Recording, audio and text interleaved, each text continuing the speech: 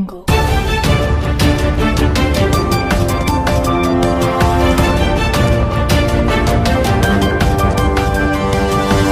Audio Jungle.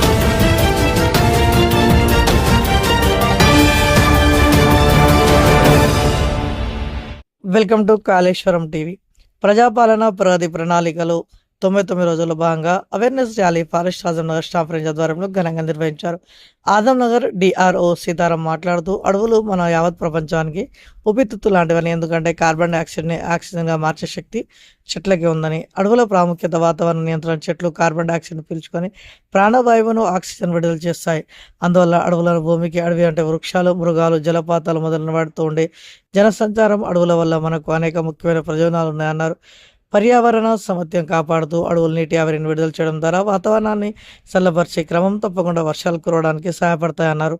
చెట్లు వేర్లు భూమిని గట్టిగా పట్టి ఉంచుతాయని, దీనివల్ల వరదలు వచ్చినప్పుడు మట్టి కొట్టుకుపోకుండా నేలకోత నివారించబడుతుందని, వన్యప్రాణుల ఆవాసం, వివిధ రకాల జంతువులు, పక్షులు, కీటకాలకు అడవులు సహజమైన నివాసాలను ఏర్పాటు చేస్తాయని, వాతావరణం నియంత్రణ, ఇవి వాతావరణంలోని కార్బన్ డైఆక్సైడ్ వంటి హానికర వాయువును పీల్చుకొని గ్లోబల్ వార్మింగ్, భూతాపన ప్రమాదాన్ని తగ్గిస్తాయన్నారు.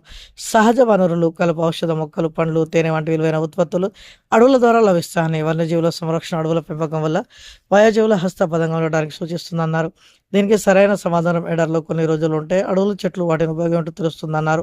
ఎడారిలో ఒక చెట్టు ఉండదు, అంత ఇసుక ఎడారి మాత్రం ఉంటుందని, అటువంటి వ్యక్తిని తీసుకుని వచ్చి అడవిలో కానీ ఊర్లో కానీ పడేస్తే జీవితంలో ఎడారి మొహం చూడాడు, చావనైనా చేస్తాను కానీ ఈ అడవిని వదలను అంటాడన్నారు.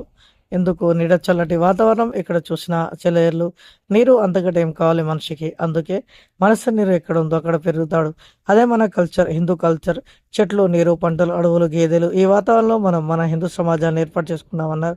ఎన్నో వేల సంవత్సరాల నుంచి ఎలా వర్ధిల్లుతుంది అనే కారణం ఈ అడవులు, ఈ కాలువలు, ఈ సూర్యచంద్రులు అని చెప్పక తప్పదని సూచించారు.